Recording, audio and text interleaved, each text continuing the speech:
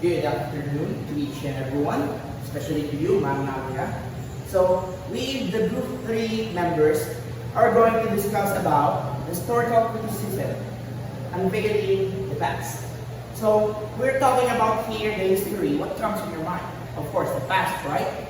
So, at this juncture, we're going to present what's really the historical criticism all about. What is historical criticism? As defined, it is the historical approach to literary criticism. It involves looking beyond the literature at the broader historical and cultural events occurring during the time the piece was written. An understanding of the world the author lived, maybe events, ideologies, culture, lifestyle, and etc. So, historical criticism, it simplifies the history all about. It talks about what, where, when, or how the story happens in the past few years. We don't know or we have no idea about what's the past. But by the help of historical criticism, it gives a judgment on what's really the truth about the past. And according to what's written, it is all about the broader historical. And not only the history, but it talks about also the culture. What is the culture of the past? What happened in the past? What are the contributions of the people in the past? That's what the historical criticism portrays about.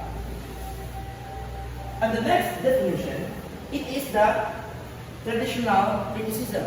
We all know the fact that in history, in the past few years, the history molded by a lot of traditional culture, the traditional norms.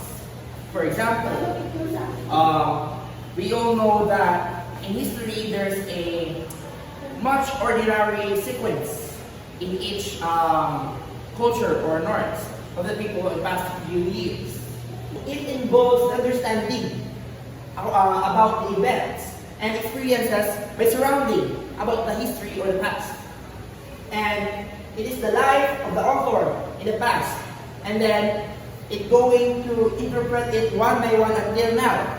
That's why we can still read about what happened to Rizal, what happened to another heroes. It's because it is written that passed on by the generations to generations.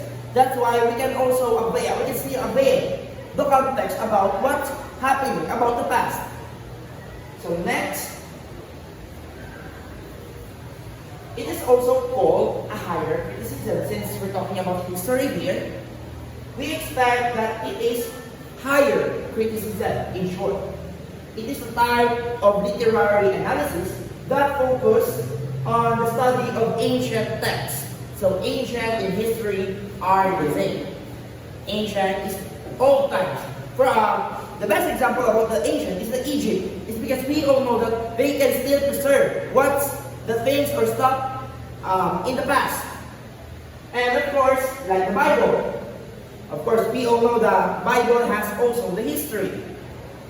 And it seeks to understand its origins and the context when it was written. It considered the time and place in which a literary work was written, looking beyond at the literature, at the broader historical and cultural events occurring during the time the piece was written. In short, we are just trying to portray about what happened in the past and its culture. None other than we can focus on the another. Because in historical criticism, it only values what the past, what the ancient text, and what the other happenings or any context that talking about what's the past. That is the simple definition of the historical criticism. Now we proceed. What are the concepts of historical criticism? Then, one of my subordinates are going to discuss about the following. So sit back and listen to what's the concept of historical criticism. Now, we have to proceed to the concept of historical criticism. First, we have source of analysis, examining the origin, author, and purpose of sources to determine reliability. By carefully examining the origin, author, and purpose of sources, you can effectively evaluate the reliability and make informed decisions about the information you used.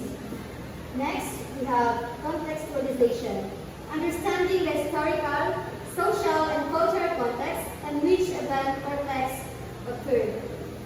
Refers to the process of understanding an event, idea, or context by examining the historical, social, and cultural factors that influence it. Third, we have bias identification, recognizing and evaluating the biases and perspectives of the sources and the historians. In this text, it is a recognizing and analyzing prejudice, reference, or partialities in information, perspective, or decision making. Lastly, we have interpretation, drawing conclusion and interpretation based on the evidence and analysis. In the process of explaining or assigning meaning to something, such as text, event, data, or action. That includes the concept of historical criticism. Let's proceed the general Luna film adaptation. First, historical narrative. The film General Luna is a historical drama that tells the story of General Apollo Luna during the Philippines Revolution. Second, film adaptation. The film was adapted from the book General Luna by Gregorio F. Zaidi. Third, critical reception.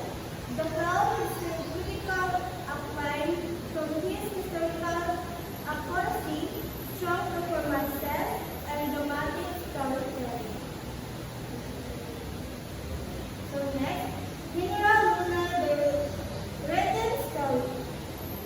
During the Philippines Revolution against Spanish rule and later the Philippine-American War, General Antonio Luna emerged as one of the most brilliant military minds of the time.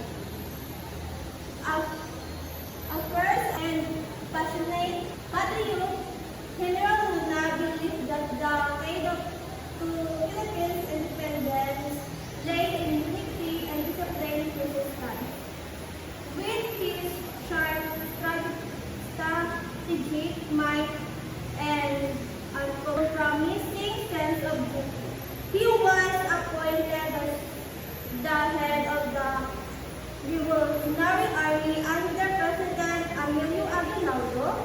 Luna was known for his fierce temper and strict military discipline, which earned him both respect and enemies within the ranks of the Filipino forces. He insisted on unity, urging the soldiers to put the country's freedom above personal ambitions, but the young republic was plagued with internal division, which made him function within the army, prioritizing personal or regional interests. As the American forces advanced, Luna fought bravely in several battles, most notably the Battle of Gran Loma and the Battle of Calauquit, despite his efforts. He was often undermined by political rivalries and the lack of support from the military leaders who resented his authority. The Luna enemies plotted against him, viewing him as a threat to their power. On June 5, 1899, while responding to a summons from Aguinaldo and Cabanatuan, Luna arrived unarmed, expecting to discuss strategy. Instead, he was ambushed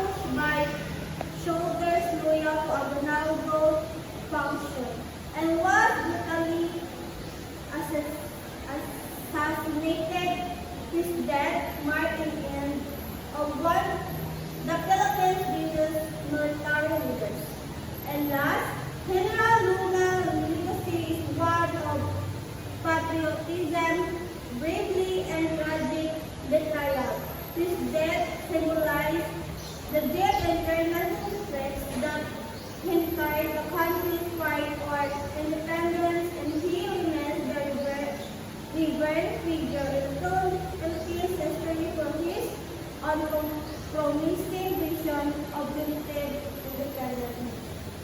For the further explanations about General Luna, the written story, was all about, it talks about the contribution of General Luna in the Philippines. General Luna is the brilliant general of the military in the Republic of the Philippines under Emilio Aguinaldo. We all know that Luna is the main problem of the late American last time, since American was the one country who tried to conquer our land. But with the help of General Luna, they can conquer the land easily. It's because we all know how strict, how smart, and how brilliant is General Luna at that time. Sadly, General Luna was assassinated by the Filipino. It's sad to say that General Luna is not dead by the hands of the American, but by the hands of the Filipino. He killed by the Filipino and not by the American. That is the hardest truth what happens about General Luna. And they said that he was assassinated by Emilio Aguinaldo. But the historian have lack of evidences that proves Emilio Aguinaldo was the responsible about General Luna's death. And last, the legacy of General Luna about its patriotism, the bravery, and the tragic betrayal is because we all know that he betrayed by the Filipino. What really happened if General Luna was not betrayed by his own settlement? He's not betrayed by the Filipino. It seems like the Philippines now has the widest innovations, and we are the one of the most powerful in terms of military. It's because we all know how great is General Luna.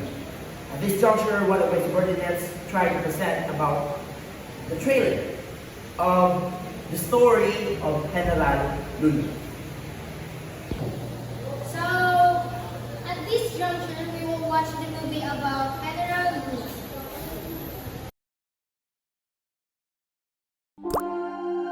Ang sinasabi ng iba, hinahanap niyo daw po ay digmaan. Pero ba't hindi po kayo magkompromiso? Isinusuka ko ang digmaan, Joven. Pero ang kompromiso, wala ba tayong karapatang magbuhay ng malaya? America is destined for better deeds, and who will or can set limits to our onward march? Mapapalawak natin ang ating ekonomiya kung makikipagkalakal tayo sa kanila. Negosyo o kalayaan, bayan o sarili, pumili ka! Hindi gusto ng ilang politiko at negosyante ang iyong pamamalakad. Masyado ka daw mayabang. Marahas. Walang nakaangat sa batas, kahit na presidente. General, baka may makadinig. Eh di makinig sila. Baliw ka talaga, Luna. Anong gagawin natin sa kanya? Nasubukan mo na bang huliin ang hangin? Sabihin mo sa ating mga kababayan na hindi nakakamit ang kalayaan sa pag-aaruga sa kanilang mga mahal sa buhay. Kailangan nilang magbayad. Ano pong kabayaran? Dugo at pawis. Kailangan nilang tumalon sa kawalan. Isang direksyon lang pag-auto! Huwag aksihin ang bala! Huwag! Sugat mga kababayan! Unleash hell! Si Antonio Luna ay malupit, abusado, mayabang. Hindi ho maaaring magkaroon ng gantong gulo sa pagitan ng kapwa Pilipino.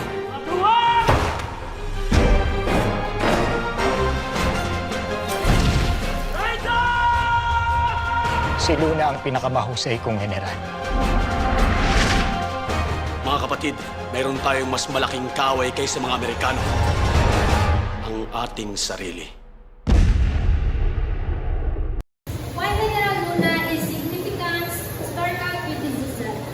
So, we lead the Philippines Revolutionary Army against the American forces, showcasing his bravery and strategic thinking. Why it is General Luna is considered historical criticism. So, General Antonio Luna is considered a historical criticism because his life and actions challenge the traditional narrative of Philippine history. His leadership during the Philippine-American War and reform exposed the flaws in this country's revolutionary movement. So this is the end of our presentation. We already discussed about the historical criticism, and the example of our report was all about the story of General Luna. We read the written story of General Luna and also the teaser. And seems like the point of the day. And always remember that everything starts with the end. And yes, this will be the Group 3 representation. And thank you.